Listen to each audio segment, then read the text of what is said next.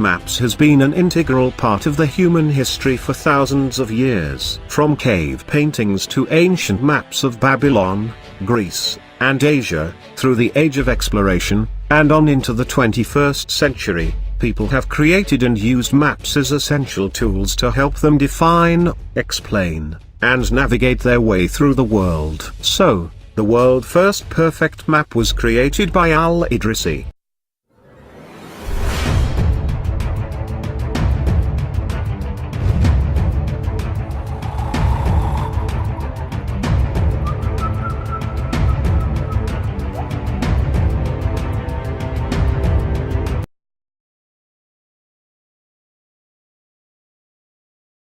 The Book of Pleasant Journeys into Faraway Lands, most often known as the Tabula Rogeriana, is a description of the world and world map created by the Arab geographer, Muhammad al-Idrisi, in 1154.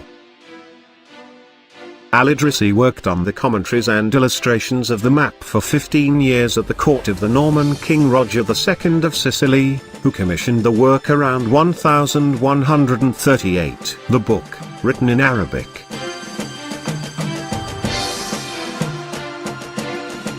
Samuel Parsons Scott, known as S.P. Scott, was an American attorney, banker, and scholar, said in his book, "The compilation of al-Idrisi, the Muslim geographer, marks an era in the history of science. Not only is its historical information most interesting and valuable, but its descriptions of many parts of the earth are still authoritative. For 3 centuries geographers copied his maps without alteration. The relative position of the lakes which form the Nile, as delineated in his work, does not differ greatly from that established by Baker and Stanley more than 700 years afterwards, and their number is the same."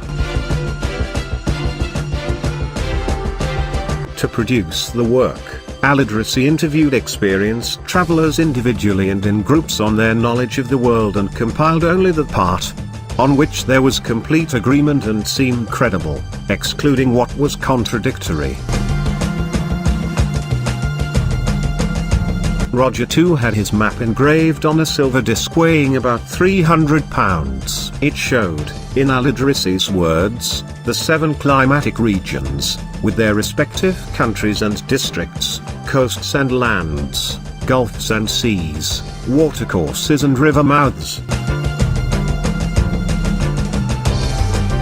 It presented the world as a sphere. It calculated the circumference to be 37,000 kilometers, 22,900 miles, an error of less than 10%, and it hinted at the concept of gravity. Al-Idrisi's book came to be known as Kitab Ruja, Roger's book, and the circular world map was engraved onto a silver tablet. Sadly, both the book and the silver map appear to have been destroyed during civil unrest shortly afterward, in 1160. Thus our understanding today of al-Idrisi's conclusions is based on an abbreviated version of a second book that he wrote for Roger's son, William II. Manuscripts of this so-called Little Idrisi are held today in a handful of European libraries.